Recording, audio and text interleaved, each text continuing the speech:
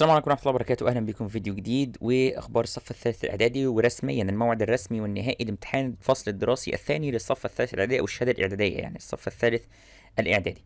تالتة إعدادي ليها امتحان في طبعا الترم الثاني عشان نحدد أو هيتحدد عليه سواء تخش ثانوية عامة، ثانوية صناعية، ثانوية فنية، أيا كان نوع الثانوية اللي أنت تخشها، فأنت ليك أكيد امتحان في الترم الثاني.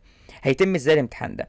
قالك امتحان الفصل الدراسي الثاني، عقد امتحان الفصل الدراسي الثاني طلاب الصف الثالث اعدادي اوائل شهر يونيو اوائل شهر يونيو اللي هو 6 يعني، بلجان مؤمنة ومراقبة وكنترولات على مستوى المديرية. تمام، يعني انتوا امتحانكم هيكون في اللجان عادي، تالتة اعدادي الترم التاني هيكون في اللجان عادي، وهيكون مراقبين بشكل طبيعي جدا يعني، ولكن اللجان هتكون مؤمنة يعني متعقمة والكلام ده كله. هناك تحت بيقول لك للسيد مدير المديرية اتخاذ القرارات المناسبة التي بشأنها قبول حالات الاعتذارات القهرية لطلاب الشهادة الإعدادية، سواء لطلاب المدارس الرسمية أو المدارس الدولية الذين تخلفوا أو لم يجتازوا الامتحانات التكميلية.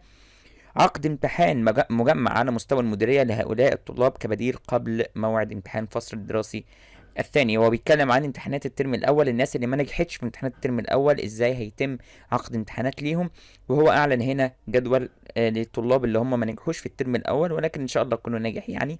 للطلاب اللي ما راحتش او الكلام ده كله ازاي ينتقلوا للترم الثاني او يروحوا امتحانات الترم الثاني بالشاشه اللي قصادك دي بالمواعيد دي، فانت تقدر تاخدها سكرين شوت او تصور الشاشه كده وتعرف لو انت لا قدر الله ما نجحش، بس ان شاء الله يعني يكونوا ناجح. فالقول الفاصل ان امتحانات الترم الثاني الثالثه اعدادي اللي هيكون بدرجات عادي وكل حاجه تكون في امتحانات مؤمنه في اللجان في اول شهر يونيو لاول شهر 6 يعني. بس ده كان كل حاجه. لو عندك اي سؤال استفسار سيبه هنا في الكومنتس، ما تنساش تعمل سبسكرايب ونشترك عشان ننزل كل جديد وتتابعوا اول باول. نشوفكم في فيديو جاي ان شاء الله، والسلام عليكم ورحمه الله وبركاته.